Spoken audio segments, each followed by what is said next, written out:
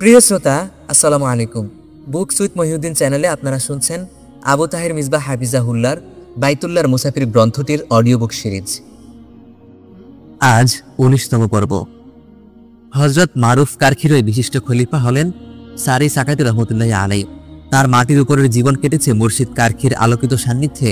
মাটির নিচের জীবনও তিনি ধন্য হয়েছেন সেই সান্নিধ্যেই। প্রার্থনা করলাম কবরের সঙ্গী এরা জান্নাতেও যেন সঙ্গী হতে পারে। তাদের আলোকিত জীবনের পথ ধরে আমরাও যেন পৌঁছে যেতে পারি জান্নাতের দরজায়, বেহেশতের অফুরন্ত নিয়ামতের বাগিচায়। হযরত সারি সাকাতি বলেন, আমি যা কিছু পেয়েছি মারুফ কারখির একটি দোয়ার বরকতেই পেয়েছি।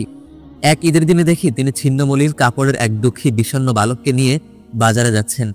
তিনি বললেন, দেখো এই এতিম ঈদের আনন্দের দিনে কাঁদছে, আমি এর মলিন মুখে ঈদের হাসি ফোটাতে চাই। আমি বললাম, হযরত আমাকে এর প্রতিপালনের দায়িত্ব দিন। তিনি বললেন, সত্যি করবে? তাহলে নিয়ে যাও, আল্লাহ তোমার অন্তরকে ধনী করে দিন।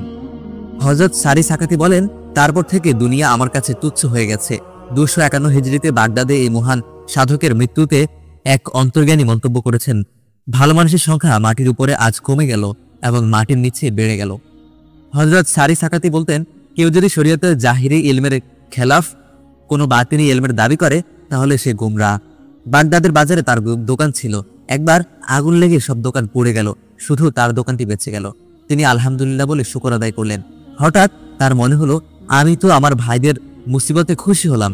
এবার তিনি ইস্তেগফার করলেন এবং সব সামান ক্ষতিগ্রস্তদের মধ্যে বিলিয়ে দিলেন আর বললেন, এখন আমিও তোমাদের মতো হয়ে গেলাম। আসলে কি তিনি তাদের মতো হলেন? তিনি কি তাদের মতো হতে পারেন? তারা কি পারত যা তিনি করেছেন তা করতে? তিনি তো হয়েছেন তার নিজের মতো।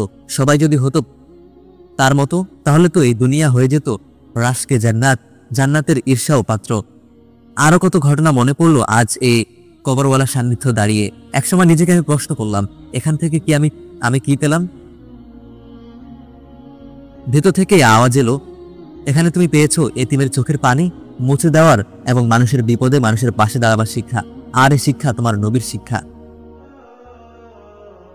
জুনাইদ বিন মুহাম্মদ আল বগদাদি হলেন হযরত সারি সাকাতির ভাগিনা এবং তার বিশিষ্ট খলিফা।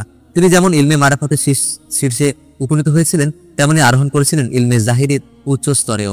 তিনি বলতেন, ইলমে ফিকহের গভীরতায় যে পৌঁছতে পারেনি সে অনুসরণযোগ্য নয়। তিনি আর বলতেন, যে মনে করে নিজের চেষ্টা আল্লাহকে পাবে আর যে মনে করে বিনা চেষ্টা আল্লাহকে পাবে, তারা উভয়ই গুমরাহ। অর্থাৎ আমল না করে শুধু রহমতের আশায় বসে থেকো না, আবার আমলের কারণে রহমতের উপর ভরসা করা ভুলে যেও না। তিনি আরো বলতেন, গুরবাহের পর যদি অনুতাপ জাগে তাহলে নিরাশ হও না, কেননা এটা ইমানের আলামত ও তাওবা নসিব হওয়ার উপায়। এক হজ্জের সফরে মক্কায় আরাসিনদের জলসায় হযরত সারি সাকাতির এক প্রশ্নের জবাবে তিনি বলেছিলেন, শুকর হলো আল্লাহর নিয়ামতকে আল্লাহর নাফরমানির কাজে ব্যবহার না করা। ২৯৭ হিজরিতে শয্যাশায়ী অবস্থায়ও নামাজের হালতে তিনি ইন্তেকাল করেন। এখানে দাঁড়িয়েও নিজেকে প্রশ্ন করলাম, জুনায়েদ বাগদাদির জিয়ারতে কি আমি পেলাম? ভেতর থেকে আওয়াজ এলো, এখানে তুমি পেয়েছো ইলমে জাহির ও ইলমে বাতিনের মধ্যে সমন্বয় সাধনের শিক্ষা, আর পেয়েছো মৃত্যু পর্যন্ত লা তাকনাতু এর রজ্জু ধরে রাখার শিক্ষা। প্রথম কবরের ৫১ বছর পর দ্বিতীয় কবর এবং দ্বিতীয় কবরের প্রায় ৫০ বছর পর তৃতীয় কবর। এভাবে একটির পর একটি কবর তৈরি হতেই থাকবে। তারপর একদিন খুলে যাবে সব কবরের দরজা। মানুষ পিপিলিকার মতো উঠে আসবে কবর থেকে, রওনা হবে হাসরের মাঠে, দাঁড়াবে গিয়ে মিজানের সামনে। হে আল্লাহ, আমার জন্য যে কবরটি তৈরি হবে তাকে তুমি করে দিও জান্নাতের বাগিচা। হে আল্লাহ, এটা প্রাপ্তির দাবি নয়, রহমতের আবদার। হে আল্লাহ, যারা আমিন বলে তাদেরও আমিন ইয়া রাব্বাল আলামিন। জিয়ারত শেষে হযরতের পাশে দাঁড়ালাম। তার আলোকিত এই অপরিতৃপ্ত মুখমণ্ডলের দিকে তাকিয়ে নিজেরও অন্তরে আশ্চর্য এক আলোকময়তা এবং তৃপ্তির স্নিগ্ধতা অনুভব করলাম। তিনি কবরের ৩ শিক্ষার কথা তাকে আরজ করলেন। তিনি খুব খুশি হলেন এবং কারখি সাকাতি ও বাগদাদির পবিত্র মাজার প্রাঙ্গণে দাঁড়িয়ে আমার জন্য এমন এক দোয়া করলেন যা আমি মনে করি আমার জীবনের অনেক বড় সম্পদ। হোটেলে ফিরে হযরত আমাকে তার কামরায় ডাকলেন। গিয়ে দেখি তিনি অস্থির অবস্থায় পায়চারি করছেন। কিছুক্ষণ চুপচাপ দাঁড়িয়ে থেকে সালাম দিলাম। তিনি তাকালেন। ভেতরের অস্থিরতার ছাপ চেহারাই সুস্পষ্ট। তিনি বললেন, মৌলভী আবু তাহের, তুমি কোশিশ করতে পারো না সদরের সাথে জলদি যেন মোলাকাত হয়? কি বলবো, এখানে তো আমি হযরতের সঙ্গে আসা এক আজনবী মুসাফির, কারো সঙ্গে যার কোনো পরিচয় নেই। হঠাৎ যেন বিজলি চমকের মতো মনে পড়ল ইরাকের ধর্মমন্ত্রীর কথা। ২ বছর আগে তিনি বাংলাদেশ সফরে গিয়েছিলেন। ইসলামিক ফাউন্ডেশনের পক্ষ হতে তার সম্মানে নৌবিহারের আয়োজন করা হয়েছিল।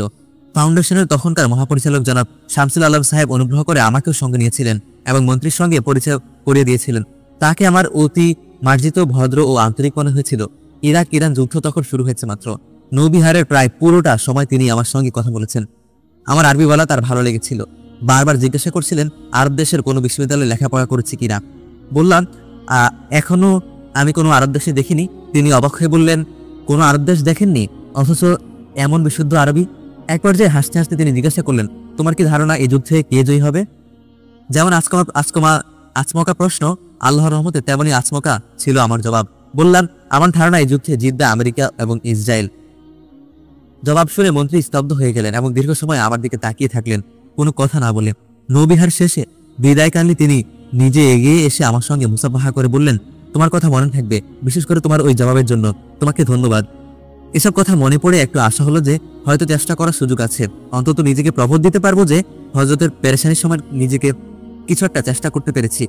ফোনে মহসিনকে পেলাম। বেচারা মাত্র বাসায় পৌঁছেছেন আমাদের হোটেল দেখে।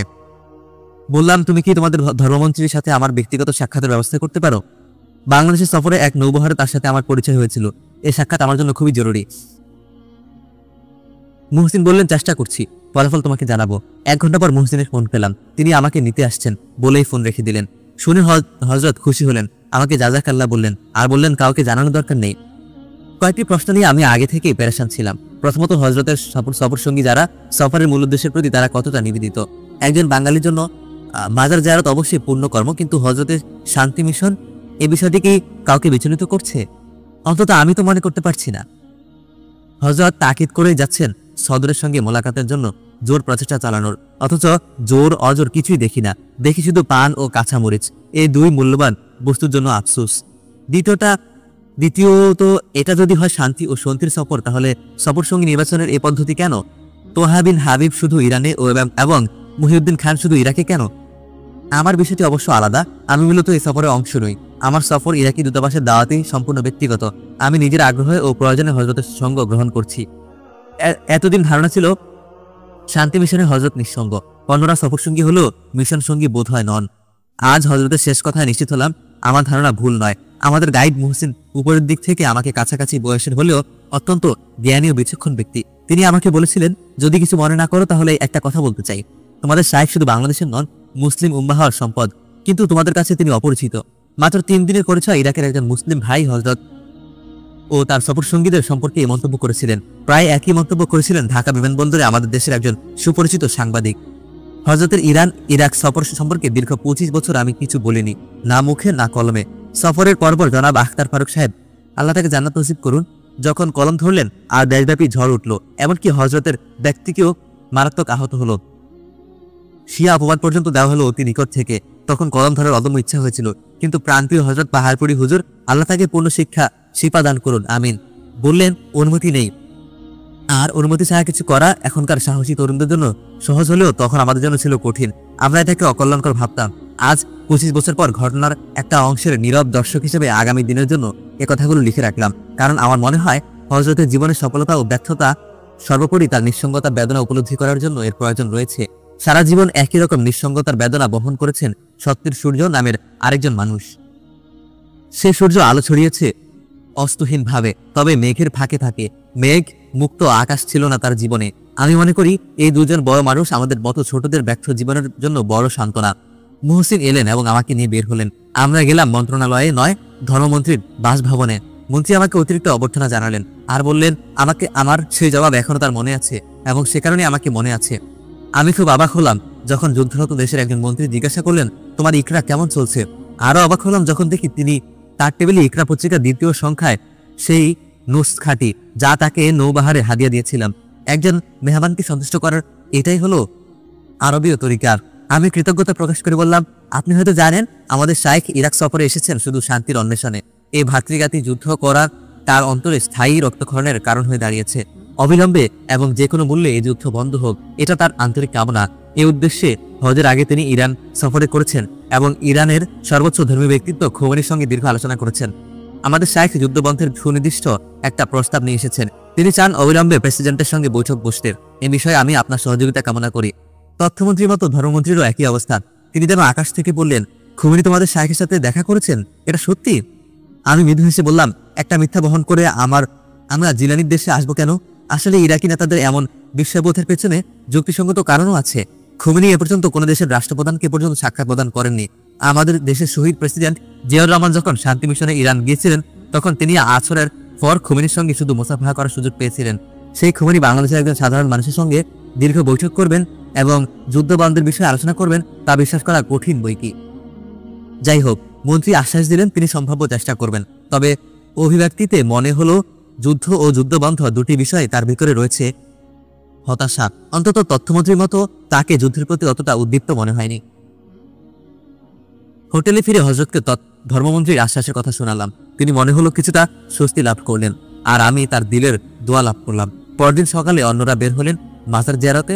হযরত অসুস্থতার জন্য জিয়ারতে গেলেন না। আমারও আগ্রহ হলো না হযরতকে ছাড়া মাজার জিয়ারতে। আমাদের গাইড মুহসিন যখন জানলেন হযরত যাচ্ছেন না, তখন তিনি অধস্তন কর্মকর্তাকে দায়িত্ব দিলেন। তিনি বেশ কিছুক্ষণ হযরতের কাছে বসলেন, নসিহত শুনলেন। তারপর আমার কামরায় কিছু সময় কাটিয়ে চলে গেলেন। মুহসিনকে আমার খুব বিষণ্ণ মনে হলো, অথচ গতরাতেও স্বাভাবিক ছিলেন। কারণ জানতে চাইলে তিনি বললেন, গতরাতে গ্রামের বাড়ি থেকে খবর এসেছে সীমান্তের যুদ্ধে আমার দুই বন্ধু শহীদ হয়েছে। গ্রামের কবরস্থানে গতকাল তাদের দাফন করা হয়েছে। মুহসিন কান্নাজড়িত কণ্ঠে বললেন, বিশ্বাস করো, তারা খুবই সৎ ছিল। গ্রামের যুবকদের মধ্যে তারাই শুধু নামাজ পড়ত। তারা তো এই যুদ্ধ চায়নি, তবু তাদের প্রাণ দিতে হলো। আসলে কোনো বেশি সৈনিকরা যুদ্ধ চায় না, যুদ্ধ করেও না, কারণ যুদ্ধে তাদের কোনো স্বার্থ নেই। যুদ্ধ হয় রাজায় রাজায়। ঢাল, তলোয়ার এবং বন্দুক কামানোর মতো সৈনিকরাও যুদ্ধের সরঞ্জাম মাত্র। অস্ত্র ছাড়া যেমন যুদ্ধ হয় না, তেমনি সৈনিক ছাড়াও যুদ্ধ চলে না। তাই অস্ত্রের চাহিদা এবং সৈনিকের প্রয়োজন। পার্থক্য এই যে যুদ্ধে প্রাণহীন অস্ত্রের কোনো ক্ষতি নেই, কিন্তু সৈনিকের সমস্যা এই যে তার প্রাণ আছে, আবেগ অনুভূতি আছে। সে যখন প্রাণ হারায় তখন তার স্ত্রী বিধবা হয়, সন্তান ইতিম হয়, তার মা পুত্রশোক পাথর হয়। তার মৃত্যুতে একটি পুরো পরিবার বিপর্যস্ত হয়। এভাবে হাজার হাজার সৈনিকের মৃত্যুতে নেমে আসে সামাজিক বিপর্যয়। কিন্তু যুদ্ধের সময়ও দেখা যায় রাজা বের হয়েছেন শিকার ভ্রমণে, কারণ যুদ্ধ পরিচালনা করার জন্য মন প্রফুল্ল রাখার প্রয়োজন আছে।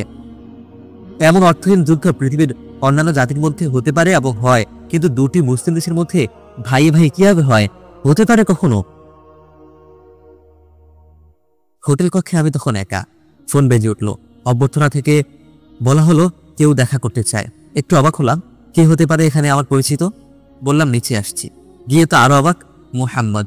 বাংলাদেশে ইরাকি দূতাবাসের ফার্স্ট সেক্রেটারি ছিলেন, যেমন অমায়িক তেমনই আন্তরিক। ঢাকায় আমাদের বাড়িতেও এসেছিলেন, আমার সঙ্গে অন্তরের সম্পর্ক ছিল। তাই বলে এখানে এই অবস্থা দেখা হবে কল্পনা করিনি। তাছাড়া আমার জানা ছিল না তিনি এখন কোথায়। উচ্ছ্বসিত হয়ে বললাম, আমাকে মনে আছে তোমার? হাসিতে উদ্ভাসিত মুখে বললেন, তোমাকে কি করে ভুলতে পারি? ওখানে তুমি তো ছিলে আমার অন্তরঙ্গ। বাংলাদেশের বিতা খেয়েছিলাম না তোমার বাড়িতে? তোমার মায়ের হাতের তৈরি বিতা কত স্বাদের ছিল।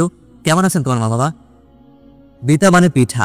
তিনি এবং তার বন্ধু আব্দুল মাজিদ আমাদের বাড়িতে খেয়েছিলেন পাটি সাপটা পিঠা এবং মুগ ডাল বেটে বিভিন্ন দৃষ্টিনন্দন নকশা করা তৈরি চিনের শিরায় ভেজানো ফুল পিঠা। সেই পিঠার কথা এমনভাবে বললেন যেন স্বাদটা এখনো লেগে আছে তার জিভে। আমার বড় ভালো লাগলো। মোহাম্মদ বেশ আন্তরিকভাবে বললেন, তুমি আমার দেশে এসেছো, আর আশা হবে কিনা হলেও আমার সঙ্গে দেখা হবে কিনা জানি না। তাই তোমার জন্য ছোট একটা প্রোগ্রাম তৈরি করতে চাই, যাতে বাগদাদে তোমাকে দেখার স্মৃতি জাগরুক থাকে। মানুষ মানুষকে আর সুন্দর কথা বলতে পারে এবং বলে, কিন্তু এর চেয়ে আন্তরিকভাবে এমন হৃদয় ছুঁয়ে খুব কম মানুষই বলতে পারে। হযরতের অনুমতি নিয়ে আমরা হোটেল থেকে বের হলাম। মোহাম্মদকে জানালাম বিকাল 3টায় আমাকে ফিরতে হবে পরবর্তী কর্মসূচিতে শরীক হওয়ার জন্য।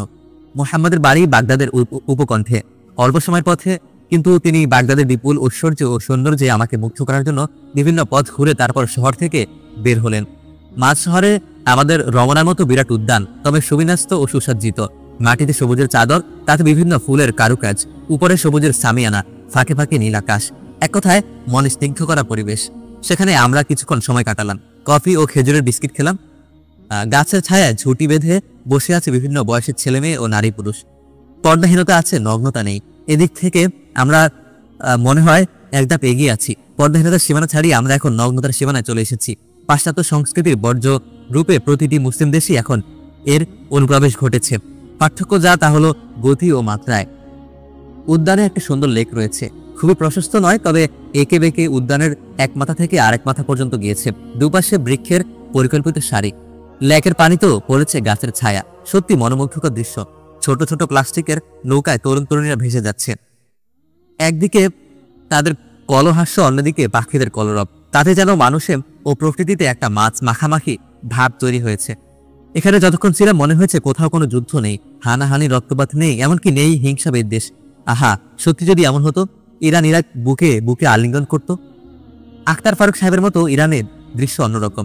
শোকের, ক্রোধের ও প্রতিশোধের ছাপ রয়েছে মানুষের চেহারায়। এতে আমার দুটি ধারণা হয়েছে, লোকক্ষয় ইরানে বেশি হচ্ছে আর ইরাকের জনগণ যুদ্ধে আগ্রহী নয়। যুদ্ধটা চলছে মূলত ইরানের সুসজ্জিত সুপ্রশিক্ষিত সেনাবাহিনী এবং ইরানের বিপ্লবে উদ্বুদ্ধ ও স্বল্প প্রশিক্ষিত তরুণদের মাঝে, যাদের বলা হয় পাঁচদারানি ইনকিলাব। যুদ্ধের আগে ধরা পড়ে গিয়েছিল যে বহু ইরানি জেনারেল আসলে সিআই এর অনুগত এজেন্ট। ফলে বাধ্য হয়েই তাদের সরিয়ে নিতে হয়েছে কিংবা দিতে হয়েছে মৃত্যুদণ্ড। ফলে সেনাবাহিনী হয়ে পড়েছে প্রায় নেতৃত্বহীন ও দক্ষতাশূন্য। তাছাড়া সমরাস্ত্রের মার্কিন সরবরাহ ছিল বন্ধ, এমনকি যন্ত্রাংশের অভাবে ইরানের অধিকাংশ যুদ্ধবিমানই ছিল অচল। সর্বোপরি যুদ্ধের সময় গুপ্তচর বৃত্তির অপরাধে জড়িত প্রেসিডেন্ট বনি ছদরের দেশ ছেড়ে পালানোর ঘটনা তো পৃথিবীর ইতিহাসে বিরল। এই অবস্থায় এই যুদ্ধ যে চলছে এবং ইরান যে টিকে আছে সেটাই হলো বিস্ময়। এর একমাত্র ব্যাখ্যা হচ্ছে ইরানের তরুণ সমাজের বিপ্লব উন্মাদনা। তারা যুদ্ধ করত শহীদ হওয়ার জন্য এবং আয়াতুল্লাহদের ভাষা জান্নাতের টিকিট পাওয়ার জন্য। তাদের নীতিবোধ ছিল অনেক উঁচু। যুদ্ধকালের একটা খবর পড়ছিলাম দৈনিক ইত্তেকাপে। একটা ইরানি বিমান পোল ধ্বংস করার জন্য ডাইভ দিয়ে বোমা না ফেলেই উপরে উঠে এসেছিল। কিছুক্ষণ পর পাইলট আবার ডাইভ দিতে গেলে ক্ষেপণাস্ত্রের আঘাতে বিমানটি বিধ্বস্ত হয় আর পাইলট বন্দী হন। যখন তাকে জিজ্ঞাসা করা হলো, তুমি তো বোমা বর্ষণ করে নিরাপদে চলে যেতে পারতে, তুমি এমন করলে কেন? পাইলট বললেন, প্রথমবার যখন নিচে নেমে আসি তখন একটা গরুর গাড়ি পোল পার হচ্ছিল। যুদ্ধের অভিযানে এর নাম আত্মঘাতী ধারাবাহিক হলেও এটা ঘটেছিল এবং বিশ্ব মাধ্যমে তা ব্যাপক প্রচার পেয়েছিল। এক কথায় ইরান নেমেছে ধর্মযুদ্ধে। পক্ষান্তরে ইরাকের যুদ্ধ হলো সাতিল আরবের উপর আধিপত্য বিস্তারের জন্য। ইরাক লড়ছে সামরিক শক্তির উপর আর ইরান লড়ছে ইসলামিক বিপ্লবের শক্তির উপর। তাই ইরানকে এখন কাবু করা সম্ভব হয়নি এবং হয়তো সম্ভব হবেও না। মাঝখানে শত্রুর হাতে পরাজিত হবে ইরান ও মুসলিম উম্মাহ। আজ যখন এই সফরনামা লিখছি তখন ইরাক তো জ্বলে পুড়ে সারখার। ইরানিও টুটি চেপে ধরে আয়োজন সম্পন্ন প্রায়। তখন না আরব জাতীয়তাবাদের পূজারী সাদ্দাম তা বুঝতে পেরেছিলেন, না ইসলামী বিপ্লবের উন্মাদতায় আত্মারা খুমিনি বুঝতে পেরেছেন। হযরত হাফিজি হুজুর উভয় নেতার সামনে শুধু চোখের পানি ফেলে এসেছিলেন। মুহাম্মদের বাড়ি দেখে আমি সত্যি অভিভূত। বাড়ি তো নয়, যেন সুন্দর ছবি। চারপাশে খেজুর গাছ তো আছেই, আরও আছে ফল ও ফুলের বাগান। মধ্যখানে আকাশের শুভ্র মেঘের মতো সুন্দর দ্বিতল বাড়ি। এখন এমন একটা সুন্দর বাড়ির স্বপ্ন দেখি। কোনো নদীর তীরে এমনই বাগান ঘেরা একটা বাড়ি, যেখানে বসে আমি সাহিত্যের সাধনায় নিমগ্ন হব। আমার লেখার কামরাটি হবে নদীর দিকে। জানালা পথে দেখা যাবে নদী এবং নদীর ঢেউ, আর দেখা যাবে পালতোলা নাও। বাগানে পাখিরা কোলাহল থাকবে, কিন্তু মানুষের শোরগোল থাকবে না। এ স্বপ্ন আমার পূর্ণ হয়নি, তবে সাহিত্য সাধনায় আত্মিক আনন্দ আল্লাহ তাআলা আমাকে দান করেছেন। সেজন্য আল্লাহর কাছে আমি কৃতজ্ঞ। মুহাম্মদের পরিবারের সবাই উষ্ণ আন্তরিকতার সঙ্গে আমাকে গ্রহণ করলো। মুহাম্মদের বিধবা আম্মা বড় নেক খাতুন সামনে এলেন না, পর্দার আড়ালে থেকে সালাম ও কুশল বিনিময় করলেন এবং খুব স্নেহসিক্ত কণ্ঠে বললেন, এই বাড়িতে আমি আগন্তুক নই, পরিবারেরই একজন। মুহাম্মদের স্ত্রী ও এক বোন, তাদের অবশ্য পর্দার বাধা ছিল না, থাকার কথাও না, কারণ তিনি হলেন প্রাচীন ইরাকের বাসিন্দা আর এরা হলো আধুনিক ইরাকের সুশীল নাগরিক। এদিক থেকে অবশ্য ইরাক ও বাংলাদেশের মধ্যে গুণগত তেমন কোনো পার্থক্য নেই, বরং প্রতিটি মুসলিম দেশের চিত্রই মোটামুটি অভিন্ন। মুহাম্মদের ছেলে মেয়ে সবাই ছোট। নতুন মেহমান পেয়ে ওরা খুবই হইচই করলো। আমার অন্তরে একটা সুপ্ত ইচ্ছে ছিল ইরাকের দু একটা পরিবারের নিকট থেকে দেখবো এবং ইরাকের পারিবারিক জীবন ও পরিবেশ সম্পর্কে প্রত্যক্ষ ধারণা লাভ করব। এখানে সেই ইচ্ছেটা পূর্ণ হলো। আমার যদি মনে হয়েছে ইরাকি পরিবারে এবং সম্ভবত অন্যান্য আরব দেশও ভাই বেরাদরের সম্পর্ক এখনো যথেষ্ট মজবুত। চাচা ও চাচাতো ভাই এখনো তাদের কাছে অধিক আপন। পরিবারের বৃদ্ধ সদস্যরা খুব সম্মানিত। তাদের ইচ্ছা অনিচ্ছা ও মতামতের যথেষ্ট ভূমিকা রয়েছে পারিবারিক দিন সিদ্ধান্তগুলোতে। দুপুরের খাবার ঘরে হবে না, বাড়ির বাগানে। মুহাম্মদের আধুনিকা স্ত্রী সে বিষয়ে মতামত নিলেন। বিধবা শাশুড়ির এবং তার কথা ছিল শ্রদ্ধার অভিব্যক্তি। অপরিসীম আনন্দের মাঝে কেটে গেল সময়। ছায়া ঘেরা বাগানে বড় চাদর বিছিয়ে দুপুরের খাবার একসঙ্গে খাওয়া হলো। বয়ামে খেজুরের শিরা সে প্রথম দেখলাম। ভেবেছিলাম মধু। দস্তরখানে এটা যথেষ্ট কদর ছিল। বেশ আনন্দ ও তৃপ্তির সঙ্গে আহার পর্ব সমাপ্ত হলো। সামান্য সময়ের অতিথ্যের বন্ধনে আবদ্ধ এই আরব পরিবারটির থেকে বিদায় নিতে অন্তরে আমি ব্যথার টান অনুভব করলাম। আজ 25 বছর পর জানি না বাগদাদের সেই সুখী পরিবারটির কি অবস্থা। সে বাড়িতেও কি আগুন লেগেছে? পশুদের হিংস্র থাবা কি সেই পরিবারটিকেও ছিন্নভিন্ন করে ফেলেছে? জানি না। আমি শুধু শুভকামনা করতে পারি ফেরার পথে মুহাম্মদ আমাকে নিয়ে গেলেন বাগদাদ বিশ্ববিদ্যালয়ে। প্রথমে দেখলাম কেন্দ্রীয় গ্রন্থাগার, বিশাল সংগ্রহ, আরবি, ইংরেজি, ফরাসি, জার্মান ভাষার প্রচুর বই বিষয়ভিত্তিতে সাজানো, ক্যাটালগ ব্যবস্থা অত্যাধুনিক, জেরক্স মেশিন এর আগে দেখিনি। কিভাবে পুরনো বই জেরক্স করা হয় তা আমাকে দেখানো হলো। অত্যন্ত দুঃখের সাথে যা দেখলাম তা এই যে বিশ্ববিদ্যালয়ের কেন্দ্রীয় গ্রন্থাগারে ইসলামী কুতুবখানার প্রতিনিধিত্ব ছিল খুবই দুর্বল। পুস্তক সংগ্রহের ক্ষেত্রে আধুনিক জ্ঞান বিজ্ঞানের গুরুত্ব সর্বাধিক। তাই জ্ঞান বিজ্ঞানের বিভিন্ন শাখার সাম্প্রতিকতম প্রকাশনা যেখানে গ্রন্থ তালিকায় সন্নিবেশিত হয়েছে, সেখানে অনেক পুরনো ইসলামী পুস্তকও দেখা গেল অনুপস্থিত। দুপুরের অসময়েও অধ্যয়নকারী ছাত্রছাত্রীর উপস্থিতি ছিল যথেষ্ট। শিক্ষকদের অধ্যয়ন ব্যবস্থা আলাদা। মুহাম্মদ আমাকে সেখানে নিয়ে গেলেন। তার পরিচিত একজন বয়স্ক অধ্যাপকের সঙ্গে দেখা হলো। তিনি বিশ্ববিদ্যালয়ের কোন বিভাগের প্রধান, নিবিষ্ট চিত্তে অধ্যয়ন করছেন। আমার বিঘ্ন ঘটানোর ইচ্ছা ছিল না, মুহাম্মদ সেটাই করে বসলেন। যদিও একজন জ্ঞানবৃত্তির সঙ্গে আমাকে পরিচয় করে দেওয়ার আন্তরিক ইচ্ছা থেকেই তিনি তা করেছেন, তবু কাজটা ঠিক হয়নি। তিনি বই থেকে মুখ তুলে তাকালেন যেন অনেক কষ্ট করে, মৃদু হেসে মুসাফাহা করলেন যেন আরো কষ্ট করে। আমার এখনো মনে হয় তার দৃষ্টিটি ছিল নীরব তিরস্কার। আমি খুব কুণ্ঠিত হলাম। অল্পক্ষণেই কুশল বিনিময় ও বিদায় পর্ব সমাপ্ত হয়ে গেল। আমি তার অধ্যয়নে বিঘ্ন ঘটায় দুঃখ প্রকাশ করলাম। তিনি সৌজন্য প্রকাশ করে বললেন, লা হারাজ, কিন্তু তার দৃষ্টির ভাষা পরিষ্কার বলছিল বিরাট হারাজ। মনে পড়লে এখন লজ্জা বোধ করি যে বিষয়টি আমার নিজেরই অত্যন্ত অপছন্দ, সেটারই উপলক্ষ হয়ে গেলাম আমি দূরবিদেশে এক বিশ্ববিদ্যালয়ের এক জ্ঞানবৃদ্ধের সামনে। মুহাম্মদ আমাকে আগে যোগাযোগ করেছিলেন ভাষা ও সাহিত্য বিভাগের জনৈক অধ্যাপকের সঙ্গে, আর সেখানে কোনো সমস্যা হয়নি, কারণ তিনি আমাদের জন্য অপেক্ষা করছিলেন এবং আমরা সময়মতো বুঝতে পেরেছিলাম। বাংলাদেশে আমি আরবি ভাষার খেদমত করে শুনি তিনি খুশি হলেন। আধুনিক আরবি সাহিত্যে আমার পড়াশোনার পরিধি জানার জন্যই তিনি যেন বিভিন্ন প্রসঙ্গের অবতারণা করলেন। ডাক্তার তোহা হোসাইন আমার পছন্দের লেখক নয়, কথাটা তার পছন্দ হলো না। আমি তাকে শুনলাম সৈয়দ আবুল হাসান আল নাদবীর সেই বিখ্যাত মন্তব্য, তোহা হোসাইন সর্বঅর্থেই আদব থেকে মুক্ত। তিনি জানতে চাইলেন এমন অদ্ভুত মন্তব্যের কারণ। আমি বললাম, একজন সাহিত্যিক হিসেবে তিনি কোরআনের সাহিত্য সমালোচনা করবেন এবং কোরআনের সাহিত্যিক ত্রুটি চিহ্নিত করবেন। এটা হয়তো বরদাস্ত করা যায়, কিন্তু শালীনতা বর্জন করলে বলতে হয় তিনি বেয়াদব। তিনি আমাকে তার নিজের রচিত তাতাউরুর রিওয়াতিল আরাবিয়াহ ফিল ইরাক নামে একটা মোটা সমালোচনা গ্রন্থ উপহার দিলেন এবং যথারীতি সেটা এখন আমার কাছে নেই। ঠিক সময়ে আমরা হোটেলে ফিরে এলাম। যারা মাজার জিয়ারতে গিয়েছিলেন তারাও ফিরে এসেছেন কিছুক্ষণ আগে। হজরতের সঙ্গে আমরা কাজিমিয়া এর উদ্দেশ্যে রওনা হলাম। হজরত জাফর সাদিক রহমতুল্লাহি আলাই এর পুত্র হজরত মুসা আল কাজিম এর মাজার এখন এখানে বলে পুরো এলাকায় এর নাম। এটি দজলা নদীর পশ্চিম অংশ রাসাপায় অবস্থিত। তাই এবার আমাদের দজলা নদীর পোল পার হওয়ার সুযোগ হয়নি। আলাদা করে কথাটা বললাম এই জন্য, দজলা নদীর পোল যতবার পার হয়েছি ততবারই প্রবাহমান নদীর দিকে নতুন পুলক, নতুন শিহরণ ও নতুন আবেগ অনুভব করেছি। আজও মুহাম্মদের সঙ্গে দুবার দজলা নদী পার হয়েছি এবং একবার গাড়ি থামিয়ে পোলের উপর দাঁড়িয়ে বয়ে যাওয়া নদীর সৌন্দর্য এবং হারিয়ে যাওয়া ইতিহাসের বেদনা অনুভব করেছি। আজ এত বছর পর এত দূর থেকে দজলা নদীর বেদনা আমাকে ভীষণভাবে দগ্ধ করছে। কারণ তাতারি বর্বরতার পর এই প্রথম আমার দজলা নদীর পানিতে ইরাকি মুসলমানদের লাশ ভেসে যাওয়ার খবর শুনতে পাচ্ছি।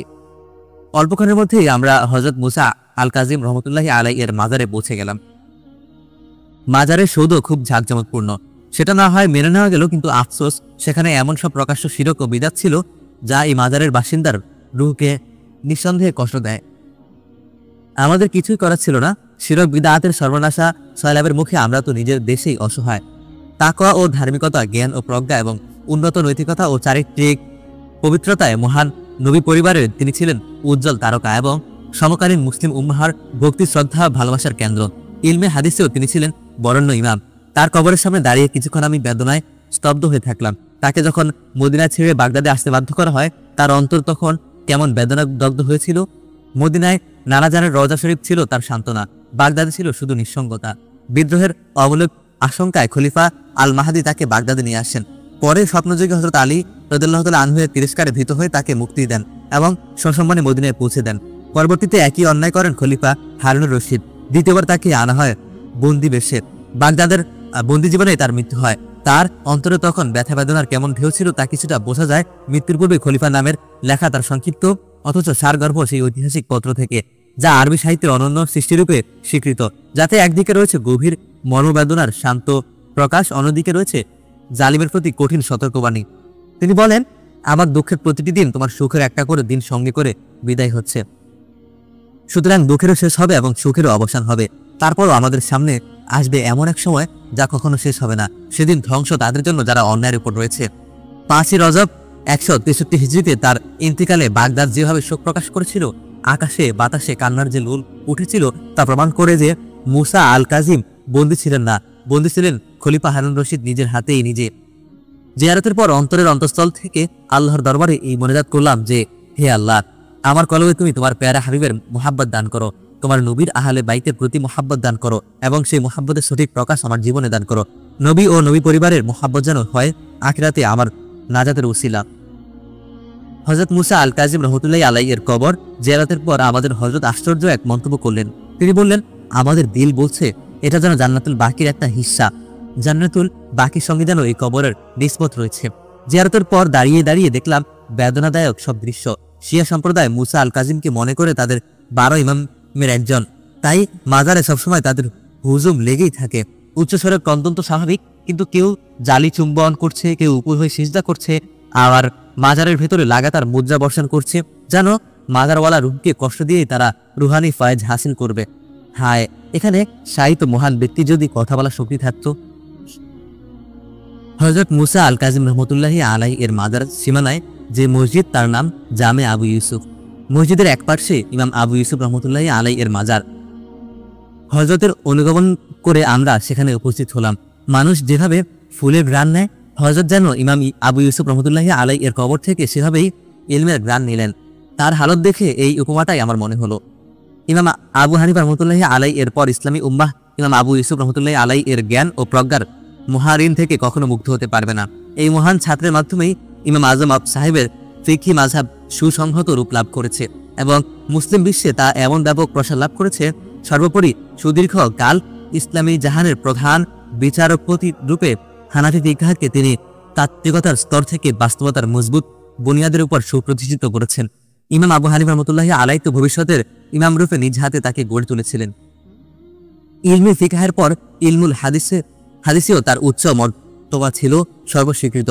এমনকি অজ্ঞতাবশত যারা ইমাম আবু হানিফা রহমতুল্লাহি আলাইহি এর হাদিস জ্ঞান সম্পর্কে বিরূপ মন্তব্য করেছেন, তারা পর্যন্ত হাদিসের ক্ষেত্রে ইমাম আবু ইউসুফ রহমতুল্লাহি আলাইহি এর অগাধ জ্ঞানের অকুণ্ঠ স্বীকৃতি প্রদান করতে বাধ্য হয়েছেন। ইমাম বিন হাম্বল তো এতদূর বলেছেন যে তার হাদিস শিক্ষায় বিসমিল্লাহি হয়েছে ইমাম আবু ইউসুফ রহমতুল্লাহি আলাইহি এর হাতে। আপ্লুত হৃদয়ে আমি যখন এই মহান ইমামের কবরের সামনে দাঁড়িয়ে আছি, তখন আমার চোখের সামনে ভেসে উঠতে লাগলো তার জীবনের স্মরণীয় বিভিন্ন ঘটনা। আমি যেন দেখতে পেলাম সেই এতিম বালককে যার হাতে দিরহাম ভর্তি থলিয়া দিয়ে স্নেহশীল উস্তাদ ইমাম আবু হানিফা রহমতুল্লাহি আলাইহি বলেছেন, নাও, খরচ করো, শেষ হলে আবার চেয়ে নিও।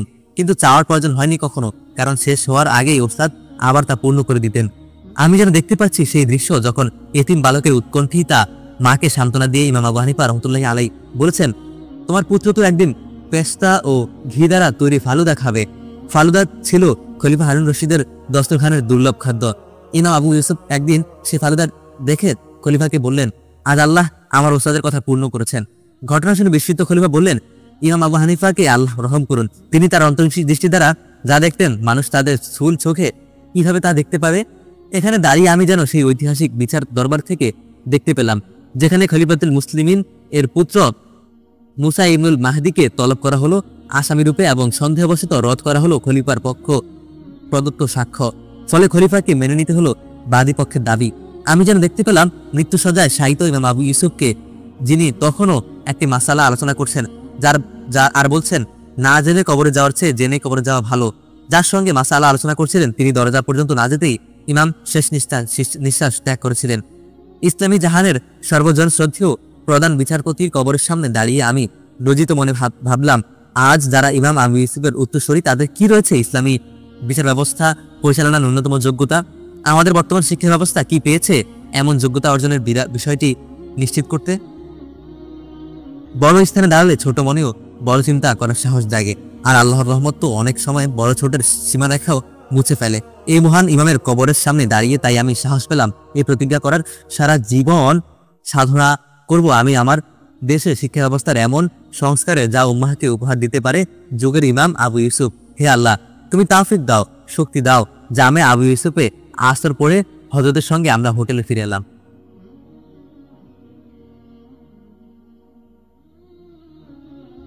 মুহাম্মদ বললেন, চলো তোমাকে দজলা নদীর সূর্যাস্তের মনোরম দৃশ্য দেখাবো।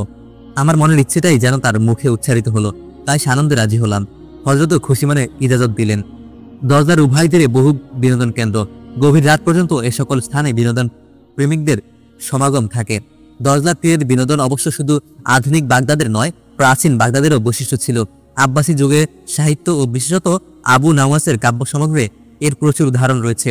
এখানে শিশুদের জন্য আছে শিশু উদ্যান, তাতে খেলাধুলার এমন সব বিচিত্র উপকরণ আমাদের দেশে যা কল্পনা করা যায় না। কিছু কিছু স্থান অপেক্ষাকৃত নির্জন, একটু দূর হলেও নির্জনতা যাদের ভালো লাগে তারা সেখানে চলে যায়। নিরাপত্তা ও শান্তি শৃঙ্খলা এখানে বাগদাদে এবং সমগ্র ইরাকে এত সুসংহত যে সাধারণ অপরাধও শূন্যের কোঠায়। তাই গভীর রাত পর্যন্ত নারী পুরুষ ও তরুণ তরুণীরা এখানে নির্বিঘ্নে ঘুরে বেড়ায়। সবচেয়ে আনন্দের বিনোদন হলো ছোট ছোট স্পিড বোটে দজলার বুকে ছুটে বেড়ানো। প্রতিটি বিনোদন কেন্দ্রে রয়েছে স্পিড বোট ভাড়া নেওয়ার ব্যবস্থা। যারা স্থায়ী সদস্য এবং স্পিড বোট চালনায় প্রশিক্ষণপ্রাপ্ত তারা নিজেরাই চালাতে পারে, অন্যথায় সঙ্গের চালক নিতে হয়। মোহাম্মদ 2 সিটের একটা ভোট ভাড়া নিলেন এবং আমরা দজলার পানিতে ভাসলাম। দজলার বুকে তখন বিদায়ী সূর্যের সোনালী আলো পড়ছে। অসংখ্য স্পিড বোট ছোটাছুটি করছে, কোনটা ধীর গতিতে, কোনটা দ্রুত গতিতে, আর কোনটা তীর বেগে। দীর্ঘস্থায়ী এবং অনিশ্চয়তারূপূর্ণ একটা যুদ্ধের দেশে এমন আনন্দমুখর পরিবেশ কল্পনা করা যায় না। এটা ভালো না মন্দ বলা সহজ নয়, তবে বিষয়টি কৌতূহল উদ্দীপক। মোহাম্মদ ধীরে ধীরে গতি বাড়াতে লাগলেন এবং একসময় গতি এমন তীব্র হলো যে আমার রীতিমতো ভয় ধরার অবস্থা। চালকের আশায় মোহাম্মদ কিন্তু বেশ হাসি মুখ, বোঝা গেল এ বিষয়ে তিনি অভ্যস্ত এবং সিদ্ধহস্ত। ইরাকে সরকারি কর্মকর্তাদের শুনেছি সামরিক প্রশিক্ষণ বাধ্যতামূলক। অন্যদিকে আমি বেচারা মাদ্রাসার নিরীহ এক হুজুর, আগে জানলে হয়তো পানিতেই নামতাম না, কিন্তু এক বিদেশির সামনে এখন তো আর ভীরুতা প্রকাশ করা চলে না, তাই চেহারা যত সম্ভব কুছ নেহি ভাব ফুটিয়ে তোলার চেষ্টা করলাম। তাতে ভয়টা কেটে গিয়ে এক ধরনের রোমাঞ্চের অনুভূতি সৃষ্টি হলো। এদিকে গতি আরো বাড়লো। লক্ষ্য করলাম অনেকে যেন অলিখিত এক প্রতিযোগিতায় লিপ্ত। মোহাম্মদ জানালেন এভাবে মাঝে মাঝে দুর্ঘটনাও ঘটে, তবে তার ভাষায় ঘটনা ও দুর্ঘটনা তো জীবনই। আমি মৃদু হেসে বললাম, বরং ঘটনা ও দুর্ঘটনা থেকে শিক্ষা গ্রহণই হলো জীবন। নদীতে আমি নৌকা গ্রহণ করছি, লঞ্চে পদ্মা মেঘনা পাড়ি দিয়েছি, বড় জাহাজেও চড়ছি, সেই সবই ছিল আনন্দদায়ক অভিজ্ঞতা। কিন্তু আজকের আনন্দ এবং অভিজ্ঞতা দুটি অন্যরকম। ভয়, শিহরণ, পুলক, উৎকণ্ঠা সবকিছুর অদ্ভুত একটা মিশেল। এটা শুধু অনুভব করা যায়, শব্দে প্রকাশ করা যায় না। প্রাচীন বাগদাদে আমির উমরারা নাকি দজলার বুকে শানদার বজদার ঘুরে বেড়াতেন। চাঁদনি রাতে শাহী মহলের শাহ জাদিরাও নাকি দজলার ঝিলমিল পানিতে নৌবিহার করতেন। কিন্তু এখানকার এই যে গতির আনন্দ, সেটা ছিল তাদের কল্পনারও অতীত। এবার আগামী যুগের বিজ্ঞান ও প্রযুক্তি মানুষকে যে গতি দান করতে যাচ্ছে, তার তুলনায় আজকের গতিকেও হয়তো মনে হবে সম্ভোগ গতি। অথচ প্রত্যেক যুগের মানুষ নিজের গতি ও শক্তি নিয়ে কত না গর্বিত। এটা হয় শুধু আগামী দিন সম্পর্কে অজ্ঞতার কারণে। দজলার বুকে আজ এই যে গতির ঢেউ, নীল নদের ফিরাউন কি তা কল্পনা করতেও পেরেছে? কতটুকু উচ্চতায় সে খুঁজতে গিয়েছিল মুসার ইরাকে। এখন তো আমরা আরো অনেক উচ্চতা থেকে দেখতে পাই পৃথিবীকে। মানুষ তো এখন মহাশূন্যের অভিযাত্রী। অজ্ঞতা ছাড়া আর কি কারণ ছিল ফিরাউনের আনা রাব্বুকুমুল আলা দাবির পিছনে? যার আস্পর্ধা এই যুগের মহাশূন্যচারকারী মানুষ পর্যন্ত করতে পারে না। অজ্ঞতা, শুধুই অজ্ঞতা। একসময় খেয়াল হলো আমরা অনেক দূর চলে এসেছি। নদীর উভয় তীরে এখন আর শহরের চিহ্ন নেই। সূর্য এখন একটা লাল থালা। দজলার পানিতেও সেই লালের আভা। স্পিড বোটের সংখ্যা এদিকে অনেক কম। প্রকৃতির এমন সুন্দর দৃশ্য জীবনে খুব কমই দেখেছি। অন্তত আজকের এই আনন্দ ঘন মুহূর্তটির জন্য দজলাকে আমার মনে পড়বে। মোহাম্মদ ধীরে ধীরে গতি কমালেন। আমরা নদীর তীরে নামলাম। তিনি বললেন, এখান থেকে সূর্যাস্তের দৃশ্য খুব সুন্দর উপভোগ করা যায়। আসলেও তাই, নদী এখানে বাঁক নেওয়ার কারণে মনে হয় সূর্যটা যেন নদীতেই ডুবে যাচ্ছে। অপূর্ব, সত্যি অপূর্ব। এমন একটা সুন্দর দৃশ্যের জন্য সুন্দর স্রষ্টার উদ্দেশ্যে আমার সিজদায় শুকর। সুবহানাল্লাহ। পরের দৃশ্য যে আরো সুন্দর। অর্ধেকটা সূর্য যেন পানিতে ডুবে যাচ্ছে, বাকি অর্ধেকটা জেগে আছে পানির উপরে। একসময় পুরো সূর্যটাই ডুবে গেল দজলার পানিতে। নদীর তীরে দাঁড়িয়ে আমি উপভোগ করলাম সে দৃশ্য। যে সূর্যের অস্ত যাওয়ার দৃশ্য দেখে আমরা এত মুগ্ধ যে সূর্য নিজেও তো আল্লাহর তাসবিহ পড়ে। যে দজলার বুকে গতির ঢেউ তুলে আমাদের এত আনন্দ, তার স্রোত তরঙ্গেও তো শোনা যায় সুবহানাল্লাহ সমুদ্র ধ্বনি। ওয়ালাকিন লা তাফকাহুনা তাসবিহাহুম। তাহলে সৃষ্টির সৌন্দর্য অবলোকন করে কেন আমরা আল্লাহর শুকর আদায় করব না? কেন আল্লাহর নাম তাসবিহ পাঠ করব না? 20-25 জন মানুষ আমরা সেখানে মাগরিবের নামাজ আদায় করলাম। দজলা নদীর তীরে উন্মুক্ত আকাশের নিচে সবুজ ঘাসের জায়নামাজে, সেটাই ছিল আমার জীবনের একমাত্র সিজদা। নামাজের পর প্রায় নির্জন সেই নদীর তীরে মুক্ত নির্মল বাতাসে আমরা অনেকক্ষণ ঘুরে বেড়ালাম। মুহাম্মদ তখন তার জীবনের অনেক কথা বলেছিলেন আমাকে। সেসব কথা এখন আর মনে নেই, সেই সব অনুভূতি স্মরণেও নেই। স্মৃতিতে রয়ে গেছে শুধু ঝাপসা কিছু ছবি। কিন্তু দজদার স্রোত যেন এখনো আমি দেখতে পাই, এখনো শুনতে পাই দজদার তরঙ্গ ধ্বনি। আর সুন্দর মনে সেই মানুষটির ভালোবাসার উষ্ণতা এখন আমি অনুভব করি। রাতের দজলা সম্পূর্ণ ভিন্ন এক রূপ ধারণ করেছে। চারদিকে শুধু আলোর ছোটাছুটি, মানুষ দেখা যায় না, শুধু যেন আলোর আর মেতে ওঠে আনন্দে। বড় সুন্দর দৃশ্য। দজলা কতদিন ধরে বয়ে চলেছে, কতদিন ধরে বয়ে যাবে। নদীও থেমে নেই, মানুষও থেমে নেই। নদীর গতি সাগর অভিমুখে, মানুষের গতি। দজলা তীরের সমৃদ্ধ বাগদাদ নগরীতে যারা বাস করে, কোন দিকে তাদের গতি? রক্তের স্রোতে কোথায় ভেসে যাচ্ছে তারা? তেহরানের পাশেও কি আছে কোনো নদী? সন্ধ্যা বেশ পরে আমরা বিনোদন কেন্দ্রে ফিরে এলাম এবং একটি সুন্দর পরিচ্ছন্ন রেস্তোরাঁর খোলা চত্বরে বসলাম। মোহাম্মদ বললেন, তোমাকে দজলা নদীর সুস্বাদু মাছ খাওয়াবো।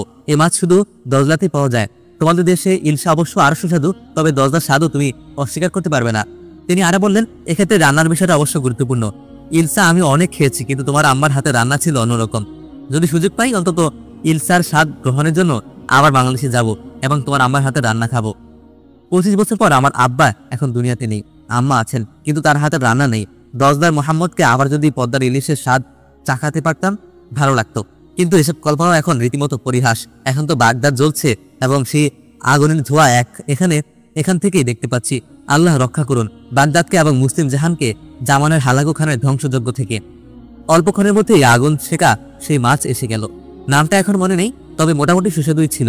খেলামও মজা করেন। তারপর কিছু সুন্দর সময়ের কিছু সুন্দর স্মৃতি বুকে ধারণ করে ফিরে এলাম হোটেলে। পরদিন সকালে হঠাৎ জানানো হলো ধর্মমন্ত্রী জরুরি বৈঠকের জন্য অপেক্ষা করছেন। এখনই যেতে হবে। এই তাড়াহুড়ো আমার কাছে অদ্ভুত মনে হলো, কারণ তাদের জানা ছিল আমাদের হযরত বয়োবৃদ্ধ মানুষ, অন্তত শারীরিক দিক থেকেও প্রস্তুতির জন্য তার কিছুটা সময়ের প্রয়োজন। যাই হোক, হযরত সঙ্গে সঙ্গে রওনা হলেন। মাননীয় মন্ত্রী হযরতকে স্বাগত জানালেন এবং কুশল বিনিময় করে ফলফলাদি দ্বারা আপ্যায়ন করলেন। রাজনীতি বা কূটনীতি আমার বিষয় না, তবু মন্ত্রীর আচরণে আমি একটা গন্ধ পেলাম। কেন জানি মনে হলো কোনো কারণে তিনি অস্বস্তিতে আছেন। এর মধ্যে আচমকা প্রশ্ন করে বসলেন, জনাব আব্দুল মান্নান সম্পর্কে আপনাদের কি মতামত? অদ্ভুত প্রশ্ন। তার চেয়ে যদি জিজ্ঞাসা করতেন হোটেল মেরিডিয়ান কত ভালো, কত তালা, এতটা অবাক হতাম না। ভাবতাম গুরুত্বপূর্ণ আলোচনার আগে খোশ মেজাজের প্রয়োজন রয়েছে, কিন্তু একজন দায়িত্বশীল মন্ত্রীর এ কেমন উদ্ভট প্রশ্ন। আর বেশি অবাক হলাম হযরতের পক্ষ হতে যিনি জবাব দিলেন তার কথায়। তিনি বললেন, ইরাকে থাকা অবস্থায় তার বিরুদ্ধে আমি কিছু বলতে চাই না। বাংলাদেশের জনগণ তার কৃতিকর্ম সম্পর্কে অবগত। আমি স্তব্ধ হয়ে গেলাম, কারণ এই জবাব ছিল হযরতের উপস্থিতিতে এবং তার পক্ষ হতে। স্বভাবতই পরিবেশ অস্বস্তিকর হয়ে উঠল। আশ্চর্য, এটাই কি ইরাকের মাননীয় ধর্মমন্ত্রীর জরুরি বৈঠকের নমুনা? আর এটাই কি হযরতের সফর সঙ্গীদের প্রজ্ঞা ও বিচক্ষণতার নমুনা? কিছুক্ষণ পর মন্ত্রী মহোদয় ঘড়ি দেখে বললেন, আমরা এখন কাসরে জামহুরিয়ার উদ্দেশ্যে রওনা হব। মহামান্য প্রেসিডেন্ট শায়েখের জন্য অপেক্ষা করছেন। আমার খাওয়ার ফালা। এভাবে ঘোর পথের কি প্রয়োজন ছিল? হযরতকে সরাসরি কেন বৈঠকে নেওয়া হলো না এবং বৈঠকের কথা আগে কেন জানানো হলো না? বাংলাদেশে হযরতের অবস্থান ও মর্যাদা সম্পর্কে ইরাক সরকার কি অবগত নয়? যাই হোক, ঘটনা নিজস্ব গতিতে এগিয়ে চলল। গাড়ি বহর রওনা হলো কাছের জামহুরিয়ার উদ্দেশ্যে। সুরক্ষিত বিশাল প্রাসাদ, অনেকগুলো নিরাপত্তা বেষ্টনী পার হয়ে আমরা পৌঁছলাম প্রাসাদের অভ্যন্তরে। সেখানেও অতিক্রম করতে হলো অত্যন্ত নিবিড় পর্যবেক্ষণ। তারপর অপেক্ষা কক্ষ, সেখানে এক নতুন বিস্ময়। জনাব আব্দুল মান্নান বসে আছেন তাকিয়া হেলান দিয়ে। হযরতকে দেখে নড়লেন চড়লেন না। হয়তো শারীরিক কষ্ট ছিল, কিন্তু আমাদের বিস্ময়ের কারণ হলো প্রেসিডেন্টের সঙ্গে হযরতের বৈঠকের মুহূর্তে তিনি এখানে কেন? মাননীয় ধর্মমন্ত্রী কি আসলে তার সীমাবদ্ধতার ভেতরে থেকে আমাদের কোনো বাধা দিতে চেয়েছিলেন নাকি? কেন জানি মনে হলো বড় কোনো দুর্ঘটনা অপেক্ষা করছে, যা হযরতের জন্য সুখকর হবে না। পুরো সফরে হযরতের মুখপাত্র রূপে যিনি দায়িত্ব পালন করছেন মাওলানা আজিজুল হক সাহেব, তাকে আমার আশঙ্কা কথা জানালাম। তিনি বললেন, কিছু না, হয়তো প্রেসিডেন্টের সঙ্গে তাদের বৈঠকে আমাদের আগে বা পরে হওয়ার কথা আছে। আমি বললাম, তারা কোথায়? এখানে তো শুধু তিনি। মাওলানা মহিউদ্দিন খান সাহেব আমাকে সমর্থন করে বললেন, আগে বিষয়টির ফয়সালা হওয়া উচিত। মনে হয় এটা বৈঠক বানচাল করার কোনো ষড়যন্ত্র। কিন্তু আশ্চর্য, হযরতের সফর সঙ্গীদের কেউ বিষয়টিকে গুরুত্ব দিলেন না। সভাকক্ষে প্রবেশের জন্য নাম ঘোষণার সময় আবার তাজ্জব হওয়ার পালা। প্রথমে জনাব আব্দুল মান্নান, তারপর হযরত হাফিজি হুজুর। খান সাহেব তখন আবার জোর দিয়ে বললেন, আমাদের উচিত এভাবে সভাকক্ষে না যাওয়া, কিন্তু মাওলানা আজিজুল হক সাহেব বললেন, এখন এসব চিন্তা করার সময় না। বুঝতে পারলাম না চিন্তা করার সময়টা তাহলে কখন? আমরা চিন্তা না করে প্রবেশ করলাম। বসার ব্যবস্থা হলো নাম ঘোষণা অনুযায়ী, অর্থাৎ প্রতিনিধি দলের অঘোষিত প্রধান হয়ে গেলেন জনাব আব্দুল মান্নান। ইরাকি কর্মকর্তারা যখন গ্রুপ ফটো তোলার আয়োজন করলেন, তখন মাওলানা আজিজুল হক সাহেব এই বলে প্রতিবাদ করলেন, এই লোক আমাদের শান্তি মিশনের সদস্য নয়, সুতরাং তার সঙ্গে গ্রুপ ফটোতে আমরা রাজি নই। বুঝলাম না এটা কেমন ব্যামক্কা প্রতিবাদ? আমরা তো নাম ঘোষণা অনুযায়ী প্রবেশ করেছি এবং সেভাবেই আসন গ্রহণ করেছি, তাহলে সেভাবে ফটো তুলতে আপত্তি কেন? তাছাড়া এবং সেটা আরো গুরুত্বপূর্ণ, তা ছবি সম্পর্কে শরীয়তের মাসলা এবং উলামায়ে হিন্দের মাসলা কি, থানভী রহমতুল্লাহি আলাইহির সিদ্ধান্ত এবং আমাদের হযরতের আচরণ কি, আর আমরা কি করছি, এর জবাব সুখকর নয়, সুতরাং তা এড়িয়ে যাওয়াই ভালো।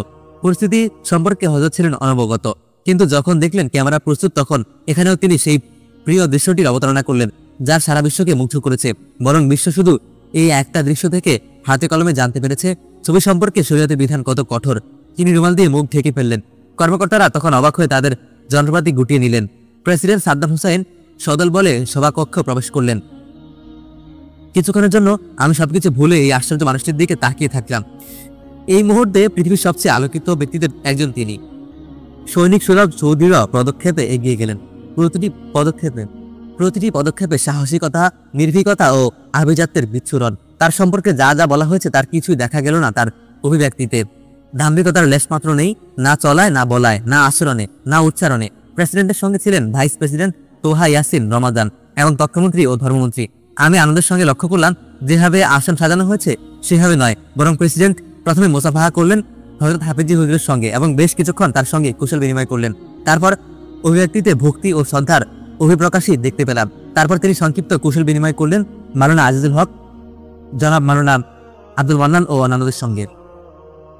আলোচনার শুরুতেই প্রেসিডেন্ট যুদ্ধের প্রচন্ড ব্যস্ততার কারণে সাক্ষাতের জন্য সময় দিতে বিলম্ব ঘটায় দুঃখ প্রকাশ করলেন এবং জানতে চাইলেন ইরাক সফরের দিনগুলো কেমন কাটছে।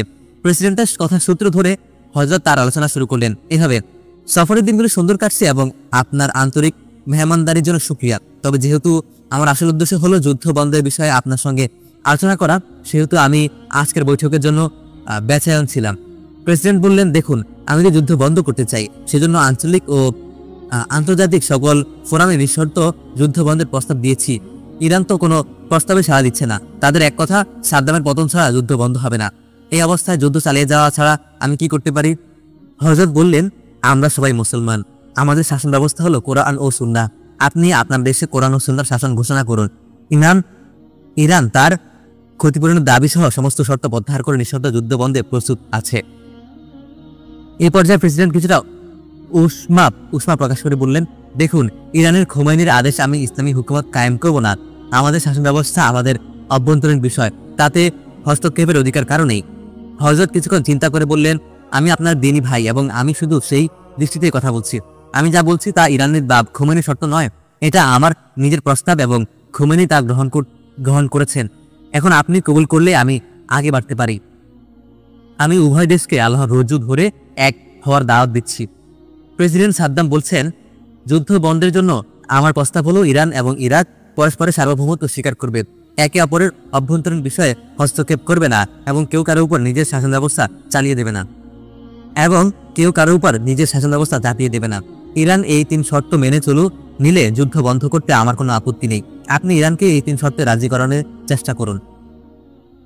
হযরত বললেন, দেখুন, আমি কারো শর্ত কাউকে মানাতে এই সফরে বের হইনি। আমার বয়স দেখুন, তা এমন সফরের উপযোগী নয়। আমি উভয়কে ইসলামের হুকুমত কবুল করার দাওয়াত দিচ্ছি এবং আল্লাহর রজ্জুকে আঁকড়ে ধরার আহ্বান জানিয়েছি। আমি আবারও আমার দরদ ভরা আবেদন পেশ করছি, আপনি এ বিষয়ে কিছু বলুন। প্রেসিডেন্ট বললেন, ইসলামী হুকুমত কায়েম করব কিভাবে? শিয়া মতে না সুন্নি মতে, হানাফি মতে না হাম্বলি মতে? সাদ্দামের মতো একজন আরব রাষ্ট্রনায়কের এমন সরল চিন্তা আমাকে অবাক করলো। এগুলো তো সাধারণ মানুষের কথা, তার তো আরো গভীর চিন্তার অধিকারী হওয়ার কথা। যাই হোক, হযরত জবাবে বললেন, আপনি তো ইসলামী হুকুমত বলবেন কোরআন সুন্নাহ মতে, তাতে শিয়া সুন্নি তো দূরের কথা, তাতে তো অমুসলিমরাও নিজ নিজ ধর্মীয় অধিকার ভোগ করবে।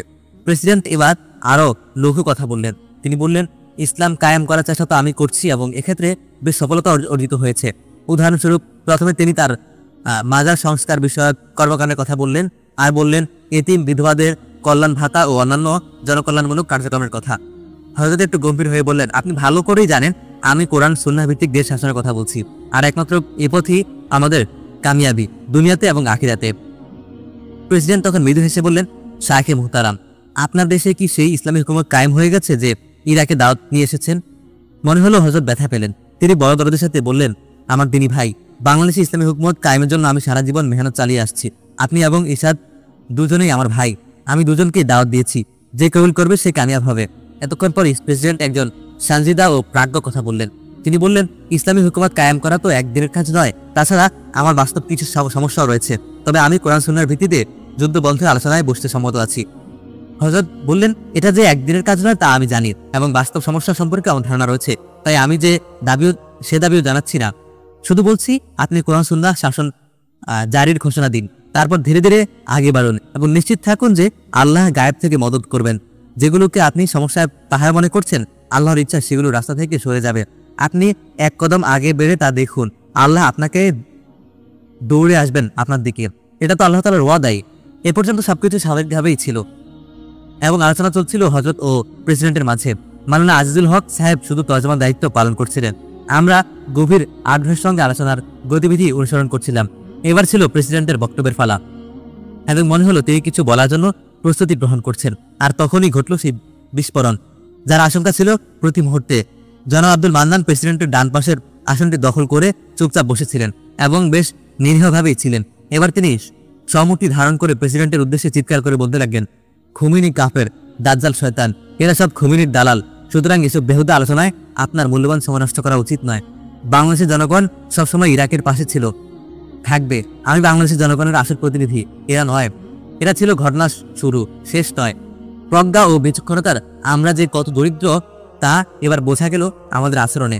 মাওলানা আজিজুল হক সাহেব হলেন হযরত হাফিজ হুজুরের মুখপাত্র। সুতরাং তার জন্য এটাই শোভনীয় ছিল যে তিনি শান্তভাবে প্রেসিডেন্টকে সম্বোধন করে বলবেন, তৃতীয় কোনো ব্যক্তি যেন আলোচনায় বিঘ্ন না ঘটায়। কিন্তু উত্তেজিত হয়ে তিনি সম্বোধন পত্র পরিবর্তন করে ফেললেন। তাছাড়া এতক্ষণ তিনি হযরত হাফিজ হুজুরের বক্তব্য তর্জমা করছিলেন। এবার তিনি সম্পূর্ণ নিজ দায়িত্বে নিজের পক্ষ হতে বলা শুরু করলেন। প্রেসিডেন্টের পরিবর্তে তিনি জনাব আব্দুল মান্নানকে সম্বোধন করে খাস বাংলায় বলতে লাগলেন, আপনি কে? আপনি কোন অধিকারের কথা বলছেন? আপনি তো আমাদের লোক নন, আমরা সবাই জানি। আপনি তো জনাব আব্দুল মান্নান যা চাচ্ছিলেন তাই হলো। তিনি আরো জোরে চিৎকার করে আরো খাস বাংলায় বলতে লাগলেন, যার যে কাজ সাজে তার সেটাই করা উচিত। আমি রাজনীতি করি আইয়ুবের আমলের থেকে, তখন আপনারা কোথায় ছিলেন? আপনারা তো এভাবে চলতে থাকলো। আপনারা তো সে বড় লজ্জাজনক পরিস্থিতি।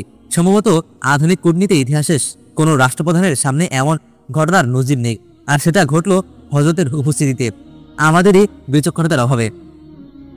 সভাকক্ষে প্রবেশের পরই মাওলানা আজিজুল হক সাহেবকে আমি বলছিলাম, যেহেতু অনাকাঙ্ক্ষিত ব্যক্তির অনুপ্রবেশ ঘটেছে, সেহেতু এটাই নিরাপদ যে প্রেসিডেন্টকে হযরতের পক্ষ হতে প্রস্তাব দেওয়া হবে। এই আলোচনা যেহেতু অতি গুরুত্বপূর্ণ এবং এর উপর যুদ্ধরত দুটি দেশের ভবিষ্যৎ নির্ভর করছে, সেহেতু আমরা চাই এই আলোচনা রুদ্ধ দ্বার কক্ষে অনুষ্ঠিত হোক এবং উভয় পক্ষে 3 জন করে সাহায্যকারী উপস্থিত থাকুক। কিন্তু তিনি বিষয়টির গুরুত্ব অনুধাবন করতে ব্যর্থ হলেন। আমার বিশ্বাস সবটা বিষয় প্রেসিডেন্ট সাদ্দামের অগোচরে ঘটেছে। তাকে বেশ বিব্রত মনে হলো, আর আমাদের হযরত তো একেবারে এতিমের মতো বসে থাকলেন। অনেকক্ষণ পর মাওলানা আজিজুল হক সাহেব বাংলা ভাষা ত্যাগ করে প্রেসিডেন্ট সাদ্দামকে সম্বোধন করে বললেন, আপনি এই লোককে থামতে বলুন, তার উপস্থিতিতে আমরা কোনো আলোচনা করতে রাজি নই। বাংলাদেশের বহু প্রাচীন প্রবচন, সময়ের 1 কোপ, অসময়ের 10 কোপ। এখন তিনি যা বলেন সেটা যদি আলোচনার শুরুতে বলা হতো, কিছুতেই এমন ন্যাক্কারজনক পরিস্থিতির সৃষ্টি হতো না। বিব্রত প্রেসিডেন্ট বৈঠকের সমাপ্তি ঘোষণা করে উঠে গেলেন, আর আমাদের এতিম হযরত অসহায়ভাবে তার মাকসাদের জানাজা কাঁধে নিয়ে ফিরে এলেন। আমার দৃঢ় বিশ্বাস ইরাকের প্রেসিডেন্ট এবং সাদ্দাম হুসাইনের মতো প্রেসিডেন্ট হযরত হাফিজ হুজুরের সঙ্গে অযথা দীর্ঘ 1.5 ঘণ্টাব্যাপী বৈঠকে বসেননি। একথা যেমন সত্য যে যুদ্ধ ইরাক শুরু করেছে এবং আমেরিকার প্রচারণায়, তেমনি একথাও সত্য যে ইরাক যে কোনো উপায়ে যুদ্ধ থেকে বের হয়ে আসার একটা সম্মানজনক পথ তালাশ করছিল। কারণ সাদ্দামের মার্কিন বন্ধুরা তাকে বুঝিয়েছিল যে যেহেতু ইরানের সেনাবাহিনী এখন ভঙ্গুর অবস্থায়, সেহেতু এ যুদ্ধ মোটেই দীর্ঘস্থায়ী হবে না, বরং ইরাকি সে বাহিনীর প্রথম ঝড়ো হামলার মুখে ইরানের প্রতিরোধ ভেঙে পড়বে। তখন শাতিল আরবের দাবি আদায় করে সাদ্দাম নিজের সুবিধা মতো যুদ্ধ বন্ধ করার সুযোগ পাবেন। সাদ্দাম সাহসী হলেও নির্বোধ।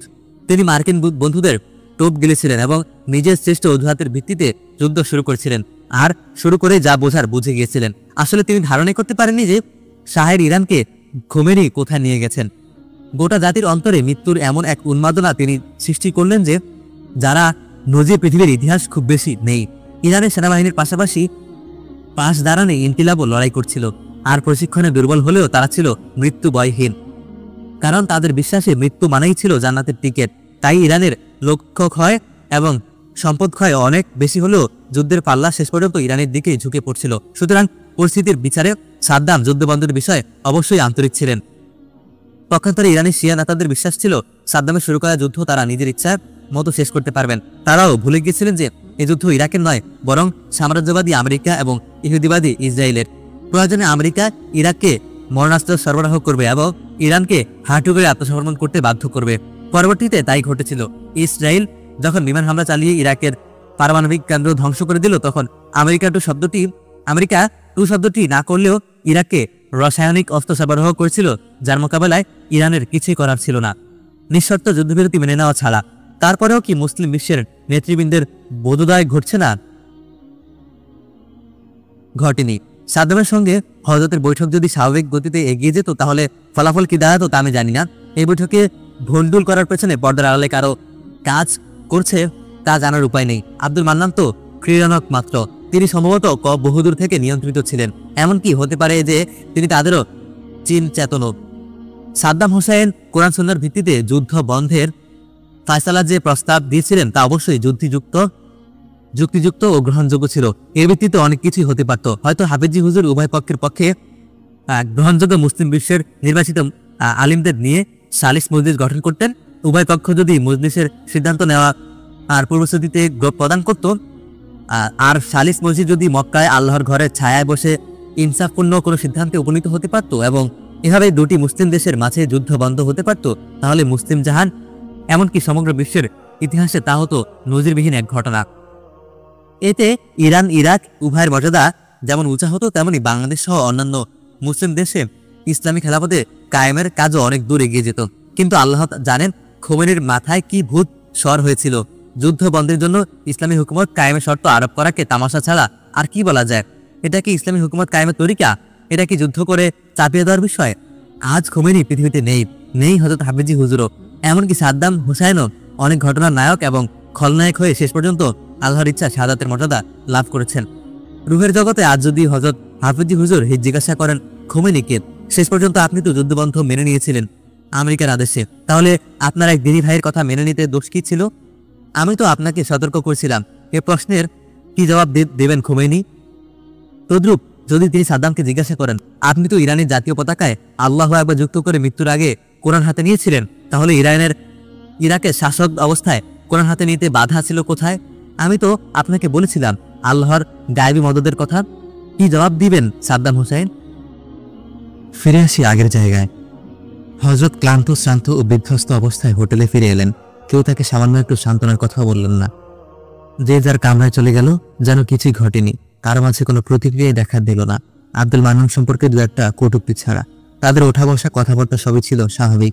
এমনকি দুপুরের খাবার গ্রহণের পর তারা পূর্বনির্ধারিত কর্মসূচি অনুযায়ী কাদেসিয়া যুদ্ধের প্যানোরামা দেখতে মাদায়েনে রওনা হলো।